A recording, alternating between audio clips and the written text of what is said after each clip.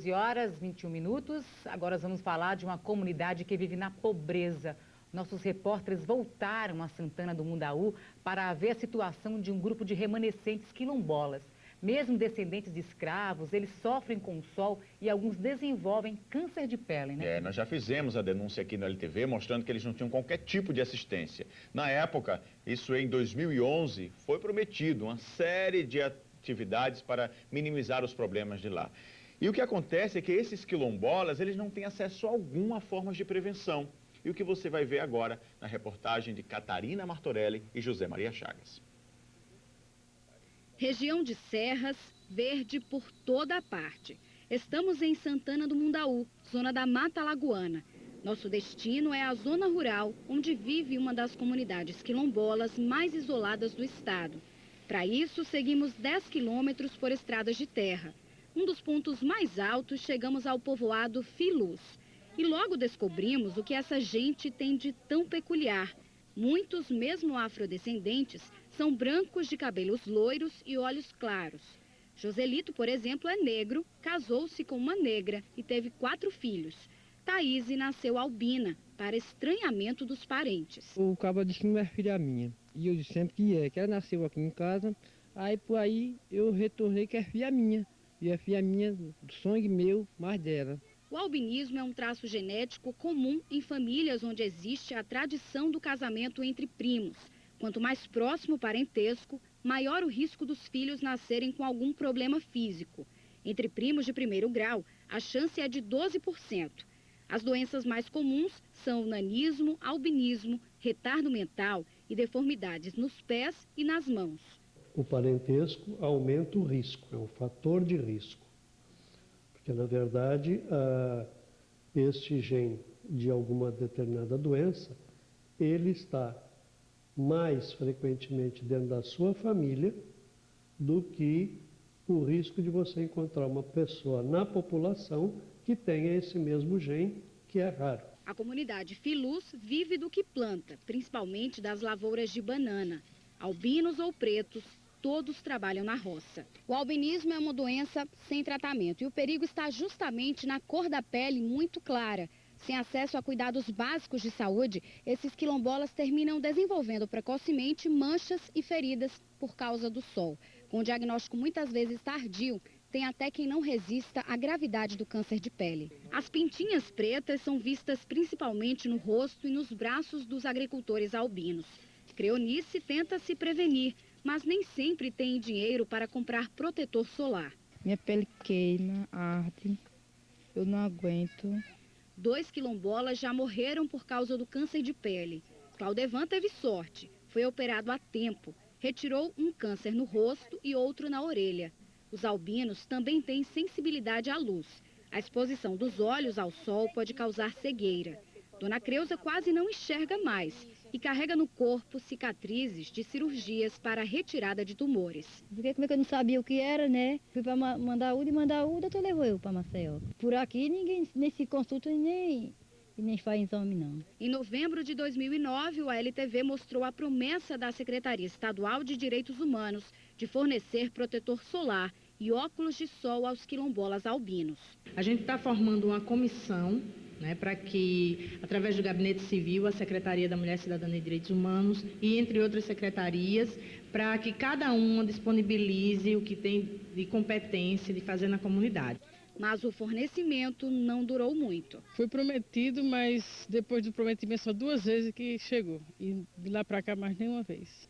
Este cirurgião plástico acompanha a saúde dos albinos há 5 anos. Eles já têm uma predisposição muito grande a desenvolver esses tumores. Se eles não protegem, eles com certeza, esses tumores estarão presentes de forma mais precoce. Os Filus também têm outras carências. A região tem água em abundância, mas a comunidade não é abastecida. O jeito é percorrer um longo caminho a pé e encher a maior quantidade de baldes. O ambiente é insalubre. A água de açude, cheia de lodo, serve para tudo. Tomar banho, lavar roupas, beber e até para os animais. Pobreza agravada pela esquistossomose. É daqui um dos maiores índices de Alagoas, segundo a Secretaria Estadual de Saúde. Adultos e idosos são analfabetos. A única escola do povoado é multisseriada. Crianças de todas as idades estudam ao mesmo tempo. Dificuldades que limitam o aprendizado. A cultura afro por aqui passa longe. O desenho na parede mostra Zumbi dos Palmares e a Serra da Barriga. As crianças desconhecem. Aquele desenho ali está mostrando o quê? Tá mostrando uma espada. E aquele homem que está no desenho, quem é? Não sei não. O Instituto de Terras e Reforma Agrária de Alagoas é o órgão que faz a identificação das comunidades quilombolas. Depois da certificação, os quilombolas podem lutar pela propriedade da terra e receber incentivos. Mas, na prática, as melhorias na qualidade de vida não acontecem. O que tem que haver é a integração dos 3 entes do Estado, a União, o Estado e o município. Enquanto isso não se comunicar, não houver essa comunicação perfeita, nós vamos estar sempre correndo atrás de um problema pontual que está acontecendo na comunidade. A Secretaria de Direitos Humanos do Estado garantiu algumas melhorias para a comunidade ainda este ano. Uma das providências imediatas nossas, a questão dos filtros, o poço, né, de algumas comunidades que já está sendo revitalizado, o acesso à infraestrutura, já tem projeto e recurso garantido para os acessos. Enquanto isso, eles continuam tomando sol, bebendo água suja, desconhecendo seus antepassados e bem distantes do que nós entendemos por civilização. O problema é a demora nessa assistência, né, Que Felipe? situação, né? Situação. É engraçado, isso acontece, a gente faz a denúncia na semana em que a ministra da Igualdade Racial esteve aqui prometendo, assinando um termo de compromisso com o governo do Estado, prometendo melhorias em todas essas comunidades quilombolas. A gente espera que aconteça, vamos acompanhar. E é difícil eleger um problema mais urgente, né? O Felipe Farias está em frente à Secretaria de Saúde, porque a gente acabou elegendo a saúde, né, Felipe, para a gente cobrar alguma resposta, já que a Secretaria de Direitos Humanos fez uma promessa em 2009, 2 anos e meio quase depois, refaz a promessa, e a gente quer saber se a Secretaria de Saúde pode contribuir de alguma maneira, se tem algum projeto de combate ao câncer. O que é que você tem para nos dizer, Felipe? Boa tarde. Que de todos os problemas, né, foi o mais citado aí, o mais destacado nessa ótima reportagem da Catarina e do Zé Maria, que é o problema de saúde do câncer causado por esse problema aí genético. De acordo com a Secretaria de Estado da Saúde, a CESAL, existe a rede, conta com o Núcleo de Prevenção do Câncer. Só que essa ação é voltada para todas as comunidades, todos os segmentos acometidos por essa doença. Ainda de acordo com a Secretaria, o primeiro atendimento à comunidade Filus, lá em Santana do Mundaú, caberia ao município, via a Estratégia da Família, Saúde da Família. O município, no caso, via a Prefeitura de Santana do Mundaú. Mas a própria Secretaria admite que assumiu, sim, o compromisso para a distribuição do protetor solar. Aqui conosco, a Superintendente de Atenção à Saúde da Secretaria de Estado da Saúde de Alagoas, a CESAL. Superintendente, boa tarde, obrigado pela presença. Na prática, quando chegam o protetor solar, os medicamentos? Realmente nós nos comprometemos em distribuir esses medicamentos, né, porque é uma ação de prevenção de câncer, eles têm várias doenças, entre elas o câncer está muito presente, e nós tivemos um problema técnico na aquisição desses filtros solares, mas aí em conversa com o secretário ele garantiu que nós estaríamos comprando novamente esses filtros para distribuir para a comunidade. Esperamos que ainda no começo desse mês a gente já esteja com esses filtros disponíveis.